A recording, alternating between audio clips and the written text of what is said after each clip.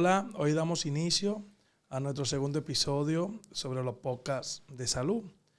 Hoy acompañado de una gran mujer, una mujer trabajadora, madre, educadora, fajadora, intensivista, adicionalmente internista, con participación en la sociedad. La hemos invitado para traerla a este podcast para hablar un poquito de salud. Pero antes de, permítanme leer esta frase que dice así: cada mujer es una obra de arte que ilumina los ojos de quien la mira. Bienvenida, doctora Fanny Márquez. Muchísimas gracias, doctor Martínez, por la invitación a este espacio. Bien, entrando en materia, doctora, me parece interesante comenzar por las generalidades, definiendo a qué nosotros le llamamos presión alta, a qué nosotros le llamamos hipertensión. Muchísimas gracias, doctor, nuevamente por la invitación. Antes ya de entrar en la definición per se de hipertensión arterial, vamos a recordar que la enfermedad cardiovascular sigue siendo la principal causa de mortalidad en las Américas y la hipertensión arterial representa el 50% de la enfermedad cardiovascular. Ya en nuestro país es bueno saber que aproximadamente el 30% de la población adulta por encima de 18 años está padeciendo de hipertensión arterial y que la hipertensión se considera o está considerada en una de las primeras 10 causas de morbimortalidad en nuestro país. Entonces, cuando pensamos en definir qué es hipertensión arterial, debemos enfocarnos en cuáles niveles nosotros vamos a tomar en cuenta para decir que una persona es hipertensa o no, partiendo de que tenemos varias guías y varias revisiones de lo que es la hipertensión arterial y que estas son controversiales. Pero nos vamos a basar en lo que es la hipertensión arterial basada en la Guía Europea de Cardiología, que define hipertensión arterial como unos niveles de presión sistólica por encima de 140 y diastólica por encima de 90, tomada de manera sostenida en el consultorio. Sin embargo, si nos basamos, por ejemplo, en la Guía Americana de Cardiología, estos toman los niveles tensionales 130-80, pero estas definiciones se van a tomar en cuenta siempre y cuando sean tolerados por el paciente. Excelente, me parece muy clara y muy precisa esa definición. Yo entiendo que sería también importante aclarar de que existen dos tipos de clasificación, una desde el punto de vista de etiología y otro punto de cifra. ¿Pudiera usted ayudarnos con eso? Claro que sí, vamos a hablar de lo que es la clasificación de la hipertensión arterial. Tenemos que a partir del 2020 y en los tiempos, en los últimos años, se ha mantenido una clasificación en cuanto a niveles tensionales. Tenemos, por ejemplo, basados obviamente en la Guía Europea de Cardiología, niveles tensionales óptimos se consideran cuando la presión arterial sistólica está por debajo de 120 y tenemos una presión arterial diastólica por debajo de 80. Sin embargo, tenemos también lo que se considera la presión normal, que es cuando tenemos una cifra de niveles sistólicos 120, 129 y una cifra de los niveles diastólicos entre 80 y 84. Acaparamos o tomamos el término de normal alta cuando tenemos una hipertensión, una presión sistólica de 130, 139 y una diastólica de 85, 89. Ya pasamos a grado 1 cuando tenemos unos niveles tensionales de 140, 159 de sistólica y 90, 99 de diastólica. Grado 2 cuando tenemos una presión sistólica por encima de 160, 179 y una diastólica entre 100 y 109. Sin embargo, ya pasamos a un grado 3 cuando tenemos los niveles tensionales sistólicos mayor o igual a 180 y uno diastólico mayor o igual a 110. No podemos pasar por alto lo que son las presiones tanto sistólicas como diastólicas aisladas, que también hay que tomarla en cuenta. Sí, claro. Entonces tenemos, por ejemplo, cuando es una sistólica aislada, vamos a tener una presión arterial sistólica por encima de 140. Sin embargo, el paciente va a presentar una diastólica por debajo de 90. Y esto, cuando nos referimos, por ejemplo, a una diastólica aislada, va a ser viceversa. El paciente va a tener una sistólica por debajo de 140. Sin embargo, mantiene una presión arterial diastólica por encima de 90. Esta es la clasificación que podemos utilizar para engranar o para englobar ese paciente al factor de riesgo y a la estrategia que vamos a aplicar en él. Recordando que la doctora hoy nos cita la guía europea, sin embargo, hay que recordar que algunos parámetros cambian en la guía americana. Doctora, alcanzar meta. Nosotros siempre tenemos una meta por alcanzar con los niveles tensionales en pacientes hipertensos. ¿Es universal el mismo número o dependiendo del grupo y las edades, la meta por alcanzar son diferentes? Bueno, realmente si seguimos los pasos de las guías, la realidad es que ellos se han englobado los pacientes según la edad. O sea, no es correcto tú mantener unas cifras tensionales universal para todo el mundo. Vamos a mantener unas metas, las recomendaciones, según la edad del paciente. O sea, hay grupos de edades. Por ejemplo, en los pacientes que están comprendidos entre 18 y 65 años de edad, lo ideal es que mantengamos unos niveles tensionales por debajo de 130 la sistólica y por debajo de 80 la diastólica. Ya en aquellos pacientes que están entre 65 o 75 años de edad, la recomendación sería mantener unas cifras tensionales de una sistólica por debajo de 140 y una diastólica por debajo de 80. Aquí vamos a ser un poquito más permisivos. Sin embargo, por ejemplo, cuando tenemos el paciente entre 65 y 70 años de edad, podemos manejar unos niveles arterial, por ejemplo, de una sistólica entre 140 y 150 milímetros de mercurio. Y ya en aquellos adultos por encima de 80 años de edad, manejar una presión arterial sistólica en 140 a 150 y mantenerle una diastólica por debajo de 80 milímetros de mercurio. Esos serían los rangos de edades en cuanto a las metas, siempre y cuando sean tolerados por el paciente, porque debemos de saber que las guías nos sirven como referencia. Sin embargo, debemos de ajustarla a cada caso y a cada paciente. Otro punto interesante. ¿Cómo nosotros podemos hacer el diagnóstico?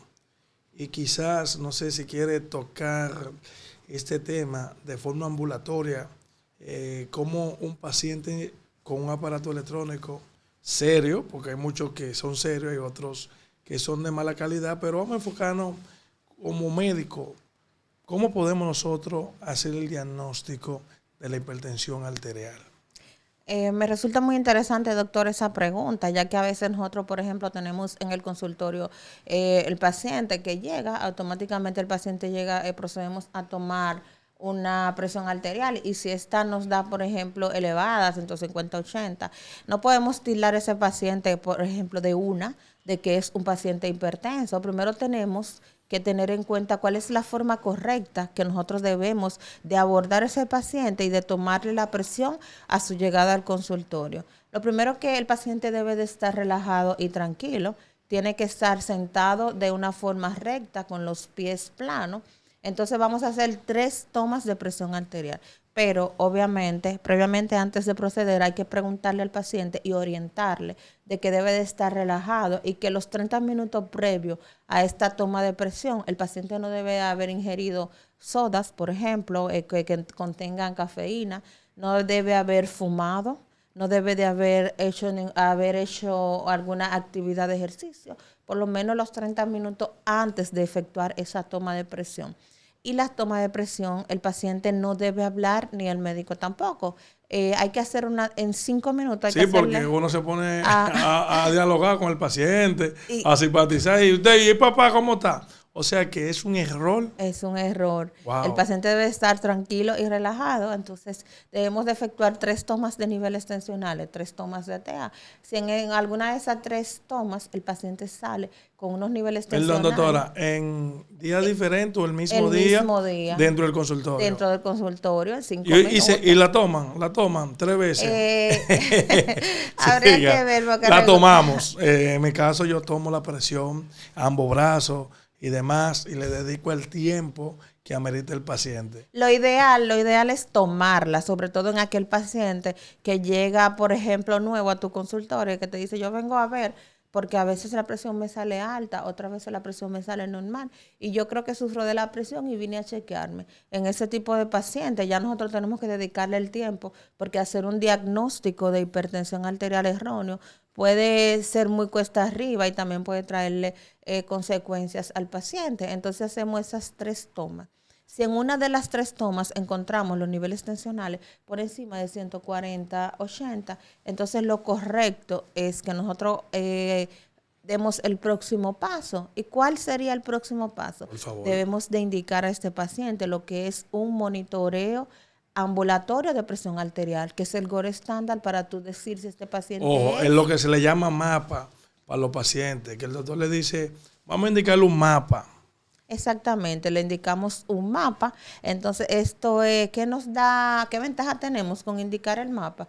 Que este paciente se le coloca un aparato. Entonces, este aparato de toma de presión va a tomar la presión 24 horas, va a tomar presión de día, va a tomar la presión de noche. Entonces, aquí nos va a mandar unas cifras y nos va a mandar un resultado que nos va a decir si este paciente es hipertenso o no. Y si ese paciente se beneficia de iniciar un tratamiento, de modificar factores de riesgo o no. Luego del mapa, ¿verdad? Tenemos otra alternativa, que es el automonitoreo de presión arterial. ¿Y cuál es el automonitoreo de presión arterial? Es, por ejemplo, lo que hacemos, que le decimos al paciente, tómese la presión todos los días, a diferentes horas, en la casa. Entonces, el paciente debe anotar esa presión y deben de haber por lo menos de 13 a 14 tomas de presión anotadas. Entonces, con esos resultados nosotros hacemos una media y ahí podemos orientarnos a saber si este paciente es hipertenso o no. Y la tercera medida que podemos hacer es citar al paciente y volver a verificar la presión arterial. Pero, por ejemplo, hay 2 situaciones que me gustaría dejar claro para la audiencia. Claro que sí. Tenemos nosotros como médicos que cuidarnos de 2 situaciones importantes. Lo que es la hipertensión arterial, la hipertensión de bata blanca o la hipertensión arterial enmascarada, que es muchísimo más riesgosa que la hipertensión arterial de bata blanca. Por ejemplo, cuando nos referimos a la hipertensión arterial de bata blanca, es aquel paciente que cuando llega al consultorio tú les tomas los niveles tensionales y te resulta que el paciente es hipertenso. Sin embargo, tú le indicas el mapa y el paciente llega que no es hipertenso. Sin embargo, la enmascarada es aquel paciente que cuando llega a tu consulta, los niveles tensionales están normales. Sin embargo, es un paciente que ya tiene hipertensión y que ya va acarreando un daño endotelial que se traduce más adelante en afección a los órganos dianas y a deterioro del organismo, que es lo que nosotros como médicos debemos de evitar que suceda. Excelente. Daño, complicaciones. No es un secreto en nuestro país y gran parte del mundo la adherencia al tratamiento, la falta de adherencia al tratamiento. En pacientes con hipertensión o tensión arterial no controlada, ¿cuáles son las principales complicaciones fatales para el paciente? Ponga atención a esto. ¿Qué te puede suceder cuando a ti no te gusta tomarte la pastilla, cuando a ti no te gusta tomarte el medicamento? Corre el riesgo de presentar estas complicaciones. Bueno, dentro de las complicaciones que tenemos, vamos a basarlo en el daño endotelial que se produce en esos pacientes con la hipertensión crónica, que es un daño progresivo, por lo que es importante guiarnos de las metas de los niveles tensionales que debemos mantener. ¿Por qué? Porque se ha demostrado que con una simple disminución de 10 milímetros de mercurio de la presión arterial sistólica, nosotros logramos disminuir riesgo de enfermedad cardiovascular un 20%, un 17% de enfermedad coronaria, un 27% de enfermedad cerebrovascular, un 28% de ICC o insuficiencia cardíaca, y reducir la mortalidad de cualquier causa un 13%. Sí, explícame. Eso es si nosotros logramos disminuir un 10 milímetros de mercurio en la presión arterial sistólica del paciente. ¿Cómo así? Por ejemplo, que si el paciente tiene 150/80 y tú logras colocar ese paciente en 140/80. Obtiene todos esos beneficios. Obtiene esos beneficios, exactamente. Por lo que es importante, porque a veces podemos tener un paciente, por ejemplo, hipertenso crónico, que tiene 160/90. Quizá podemos decir es aceptable, sin embargo, es un nivel de presión arterial que no está siendo adecuado para ese paciente. Tenemos que bajar un poco más. Excelente. Sabe, doctora, que el tema del tratamiento es un poquito complejo porque son muchos fármacos, depende mucho del paciente, pero en su experiencia, ¿cuál ha sido no sé si tiene alguna anécdota de algún paciente que le ha dado dificultad manejar esa presión? En mi caso, pues obviamente los pacientes renales son un tema. Y yo estuve un paciente que usamos todas las drogas, aproximadamente 5 drogas, y muchas de ellas en dosis diferentes durante el día, y aún así el paciente se mantenía hipertenso. Obviamente buscamos algunas condiciones renovasculares, algunas complicaciones propias del riñón, y el paciente se pudo mejorar, pero en su caso, que me imagino yo, las crisis hipertensivas son un dolor de cabeza o es una de las primeras causas del paciente llegar a la unidad de cuidado intensivo. ¿Tiene algo así que tú digas, bueno? Bueno, la realidad es que de los pacientes que tienen una hipertensión arterial rebelde o de difícil control, están los pacientes. Sí, porque hay una clasificación que no la hemos mencionado, que son los hipertensos resistentes. Exactamente. Que tú le metes 4 drogas y aún así siguen hipertensos. Síganme diciendo. Nosotros es bien conocido en el ámbito médico que el sistema renina-angiotensina aldosterona, que se efectúa prácticamente en el riñón, tiene mucho que ver con lo que es la hipertensión arterial. Y regularmente cuando tenemos esos pacientes con hipertensión arterial resistente, tenemos que buscar una causa renovascular de este tipo de hipertensión. ¿Cuál sería la recomendación? La recomendación sería siempre mantener el manejo multidisciplinario en estos pacientes. Es bueno siempre pedir participación de otros colegas. Por ejemplo, en el caso de esa hipertensión rebelde, siempre es bueno darle la participación, por ejemplo, a los nefrólogos, que son los que nos pueden ayudar al mejor control de estos niveles tensionales, ya que dentro de las causas de mal control está la poca adherencia al tratamiento, y mientras más medicamento este paciente esté utilizando, más difícil va a ser que este paciente se adhiera al tratamiento. Bien, ya para terminar, concluir, algunas recomendaciones para evitar desarrollar quizá antes de tiempo la hipertensión arterial. Si eres hipertenso, algunas recomendaciones que te mantengan tener esos niveles a unos parámetros óptimos.